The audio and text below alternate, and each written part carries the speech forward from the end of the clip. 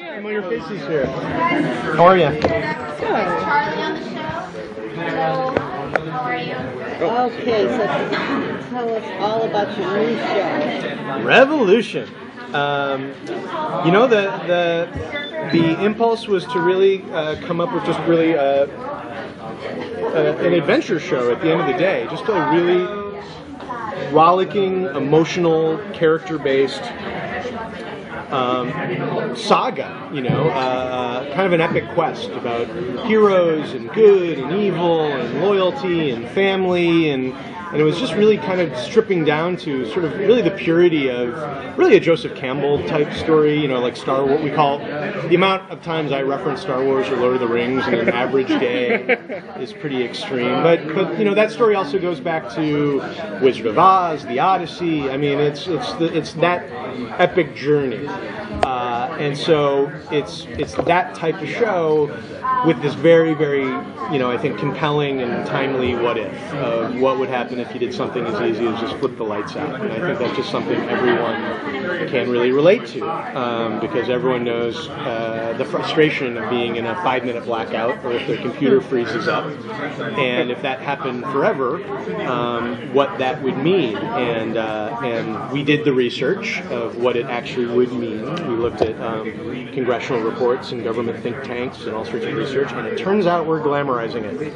Oh, wow. What would actually happen is so much hairier than what we're even depicting. That took my breath away.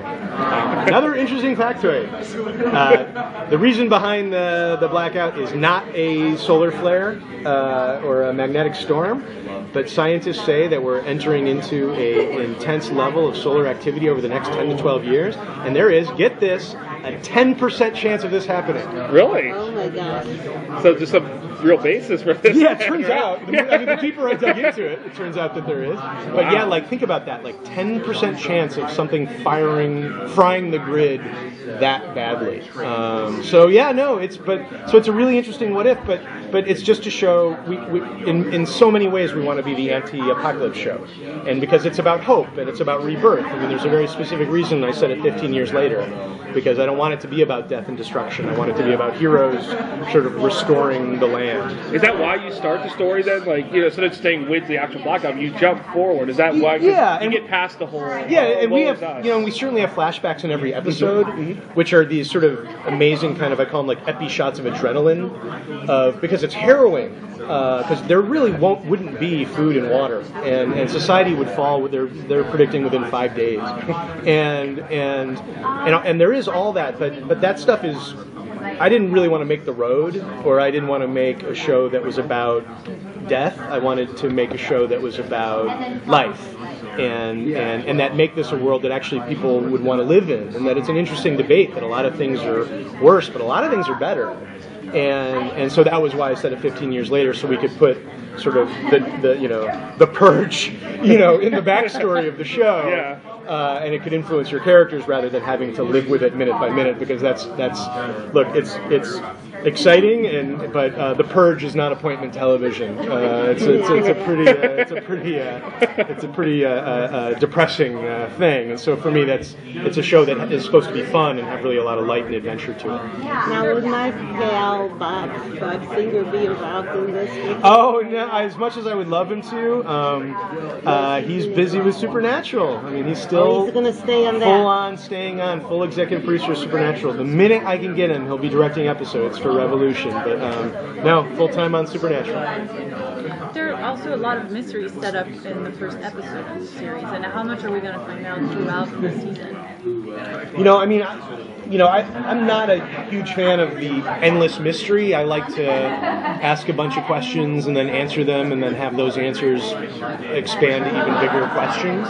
So it's going to be that. I mean, I think there's going to be a solid narrative drive through the first season where you're really going to feel like we're moving the football forward, and that it isn't. We're not going to be coy or really hold off on things. We're going to move forward. We have the answers. We're going to give the answers, and then the answers keep making the problem worse and worse.